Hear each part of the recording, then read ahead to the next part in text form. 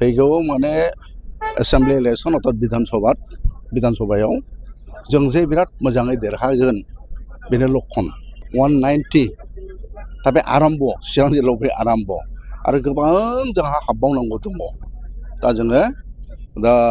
दिनैहाय आरम्भ खालामबाय आरो बे हिसाबैनो जों लासै लासै जों लांसिगोन आरोखि नोंथांमोननि दोलोआव जिहेतु गुबुन दोलोनि दैदेनगिरिफ्रा हाबनायनि मोनसे खोथा चर्चा सोलिबाय थादों नोंथाङा मोननाय जादों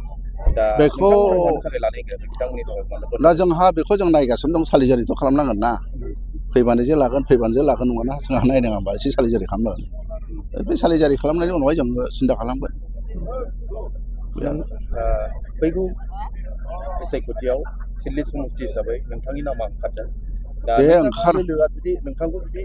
दोलोआ होयो बिजाथि महरै नोंथाङा गेलेगोन ना खोथाया जाहैदों मा हाग्रामा सारा जेखौ होगोन जायखौ होगोन बे हिसाबै जागोन नोंथां हिसाबै गोसो दंना गैया गेलेनो नोंथां हिसाबै गोसो दंना गैया बोथोर फैग्रोथोंसै